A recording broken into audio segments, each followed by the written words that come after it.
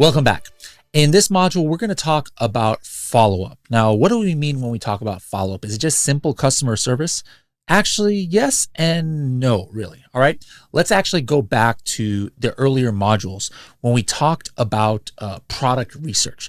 Do you remember one of the ways that we found product research? It was by looking for niches where their products were getting some decent sales, but there wasn't that many reviews, right? Why is that important? Or how can that help?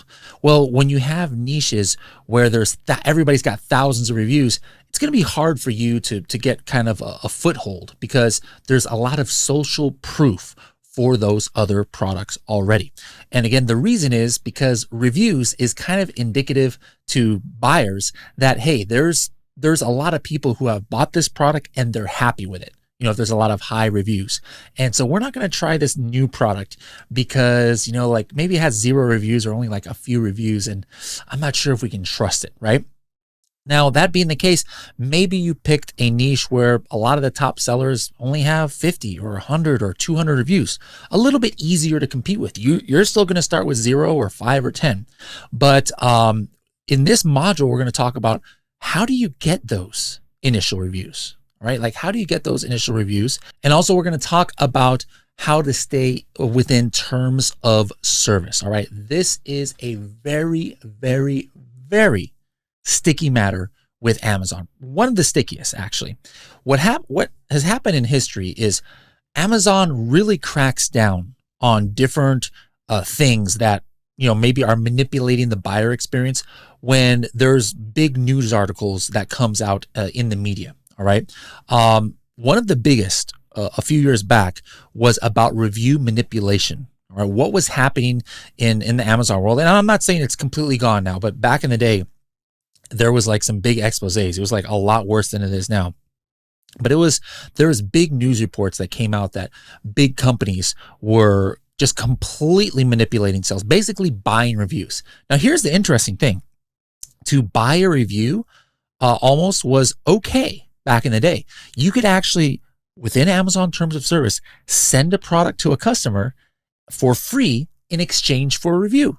Like it was literally, not only was it allowed, it was encouraged. They even put a mark or like a little word on the reviews that said, hey, this was in exchange for a free product, this review, right? But then this manipulation series of articles came out and Amazon's like, you know what, this is not a great buyer experience. And at the end of the day, remember, Amazon really wants the best buyer experience possible. And if a lot of Amazon buyers think that the reviews they're looking at are fake or bought, is that really a good buyer experience? No. So Amazon has put forward a series of rules that are meant to try and limit these kind of fake reviews. Now, it's something that changes all the time. I'm giving you the best information for the end of 2021. You know, if you're watching this in the middle of 2022, I highly suggest, you know, checking to make sure what's the latest, because this is something that changes. But here are some of the new kind of rules and regulations. Number one, you can still ask for a review. All right. There's a lot of misconception about this. A lot of Amazon sellers think, oh no, I can't even ask for a review. No, you can absolutely ask for a review, but you can only do it once. Back in the day, like in original Freedom Tickets, we probably had mentioned how you can do up to like 3 times. You can set up to 3 emails asking for a review. Those are no longer. You can only ask for a review once. And they are very, very, I repeat, very picky as far as what you say. All right. What kind of things does Amazon not like? First of all, like I said, no incentivized reviews. You can't offer a free product in exchange for a review. Even if you say it's a unbiased review, you know, leave me your honest feedback in exchange for this product. No, you can't even offer a discount, 5-10% discount, for 1% discount in exchange for a review. Absolutely not. That is forbidden on Amazon terms of service. All right. So you can ask once for a review, and you cannot have any language in this message that seems that you are trying to get a positive review. Now, you might think, okay, that's pretty easy. Like, I'm not going to write in this email, hey, I would love for you to leave me a positive review. Please do so by clicking here. It's not that simple, guys. people were manipulating things, before. Like, here's one thing that people were doing. This is against terms of service. Don't do it. They would send an email and they're like, hey, we would love an honest review. If you loved our product, please click here. And it took them to leave a product review. If there is something that, you need customer service on, or you didn't love it, please click here. And it was a message, or it was a click to go to like product feedback, or seller feedback, or maybe to contact the customer. So you might think, oh, that should be okay. Nope. Amazon will shut you down if you're caught, doing that multiple times. Other things that you don't want to do is having language like even something like this. Watch this. I've seen many people suspended for this, where they write this email saying, hey, we hope you had a great experience. We are a small business here, and we very much value customer feedback. It is what really drives our business and allows us to grow as a company. And so we would love it for you to just, leave your honest review to let us know what you thought of the product. Now you might be thinking, wait a minute, honest review, there's no word of positive in there, right? What's wrong with that? Rewind it. Go back to the beginning of what I said. I said something like, we hope you loved your product. Even though that was in the very beginning of the paragraph there, right? And it was not necessarily tied to the review, because the ask for the review is towards the bottom. That I've seen people suspended for having language like that, because to Amazon, it might seem that you're saying, hey, only if they had a great time, or that you hope that they had a great time with the product or had a great experience with the product, to leave a review. So you've got to be very careful. Now, something that Amazon has offered now is a way to just like click a button. If you might be wondering, like, oh my goodness, like this is dangerous. Like, I don't want to get suspended by Amazon. First of all, unless you're like asking for 5-star reviews or putting inserts in your packages saying, hey, please leave me a 5-star review, or I'll give you a free gift card if you do this, you're not going to get suspended. All right. Like if you did one of those emails that I just said, you're not going to get suspended, your account suspended. All right. But what could happen is you get this like slap on the wrist, and that comes in the form of like a 30-day ban from proactively sending messages to buyers, which means you cannot ask for a review. You cannot like ask a customer for anything really. You can't proactively send messages. You can only send a message to a buyer if they contact you first. So that's obviously a problem. So that's what could happen. And if you get caught again doing that, then you get permanently banned from sending messages. So you don't want to do that. So you might be wondering like, man, this is scary. Like I don't trust myself to know exactly what Amazon likes and doesn't like. I'm just not going to follow up with customers. No, you shouldn't do that. All right. You absolutely still should. And there's a way to do that where you have zero chance of getting in trouble with Amazon, or somewhat zero chance. There's still probably ways that you could probably screw this up. But what I'm talking about is the Amazon request a review. Let me just show you really quick how that looks in Seller Central. By the way, just so that you know, there are different ways to ask for reviews. I have a very detailed blog about this. Let me just go ahead and show you how to find that. Go to helium10.com/blog. And we're going to put this link in the show notes. But if you just want to search for it, you're going to search here under articles for early reviewer program. Search for that, and it should come up here. Let's see, where is that one? Here we go. The state of Amazon reviews. So you can search for early reviewer program. You can search the state of Amazon reviews in 2021. And I go into detail right here about all of the different ways that Amazon itself asks for a review and the ways that you can ask for a review. So if you want more details, definitely take a look at that article. Now, here's the thing. What I was saying was you have a request review actually in Amazon. So you can go order by order. And let me just go here to the FBA orders. Let me just find one like from a few weeks ago. Go right here. And there's this button right here, request review. So you can hit this, right? And Amazon will send an automated message using Amazon's language. There's no way that you could get, or that Amazon will get upset for you for hitting this, unless you're trying to send this out to customers that you gave like a discount to. It's possible. I'm not saying it's guaranteed, but if you were giving out 60% discount coupons and then you're hitting this request review to those same people, how do you think that looks to Amazon? It looks like you're incentivizing that, right? Like, oh, look at this seller gave a 60% discount to somebody, and then now they're requesting a review. What's going on there, right? I'm not saying that's 100%, but me personally, if I have any discount on any order, I do not want them to review. All right. So I am not going to hit this, but I am not going to ask that customer that I gave a discount to for a review for that, just to be on the safe side. All right. So there's this button right here that you can do. Now, as you can see, this is kind of a pain in the neck. All right. Pain in the neck. I was actually thinking of it. There's a Japanese word. You Japanese listeners out there, you know the word mendakusai, right? That means it's kind of like pain in the neck. Like, to imagine going order by order by order, and you have to do it in a certain time frame because Amazon only allows you to hit that button between 1 week and 4 weeks from delivery. Going order by order, especially if you're doing big business, hitting that button, that is not very user-friendly experience, right? So what we have done inside of Helium 10 is a way to automate this, all right? And it's not only automation, but it allows you to filter out who is getting these messages. So there's 2 different ways that we have.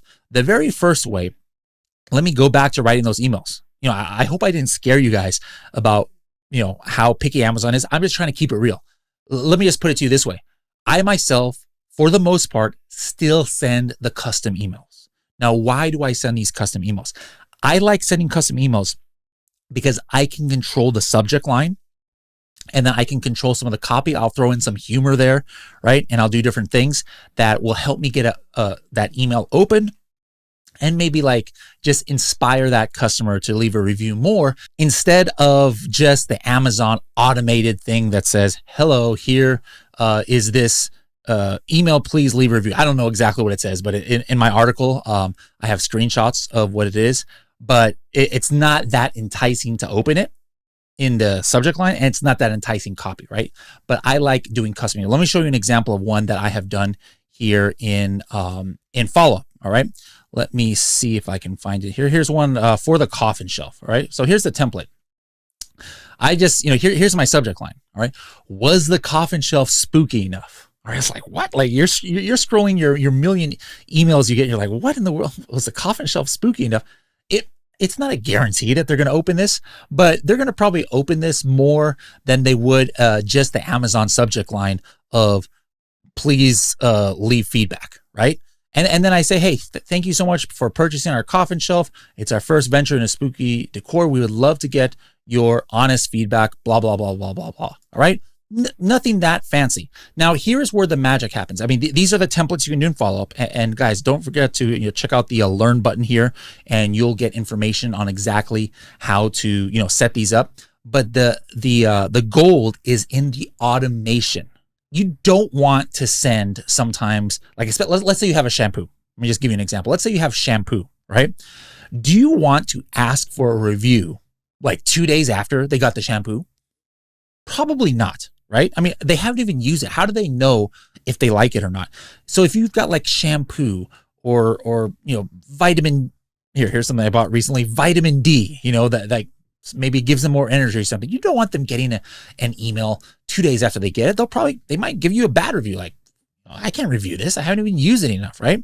So you want to be able to say, hey, maybe let me give them 3-4 weeks before I ask for this review, right?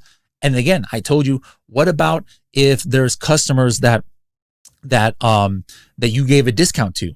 Do you want those kind of people leaving reviews? You don't. So you don't want to send them an email that asks for the review, right?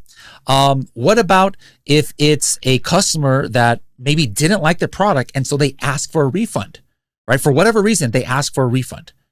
If somebody asks for a refund, you think they're going to leave you a positive review? Do you want to send that kind of person an email asking for a review? Probably not, right?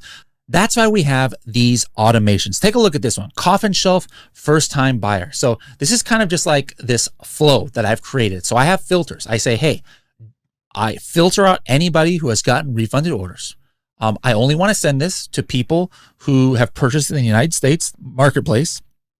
This exact ASIN, which is my coffin shelf, I don't want this going out to just all my customers. I don't want them to have a discount of any more than 20%. And this is a first-time buyer, right? For me, for the coffin shelf, I figured, hey, you know what? They're going to know right away if they like this product or not, right? So I'm not going to wait 2-3 weeks. I'm going to say, hey, right away, they're probably happy they got it. You know, it's really cool. And so I want to have the order delivered, wait 2 days, and then send the email.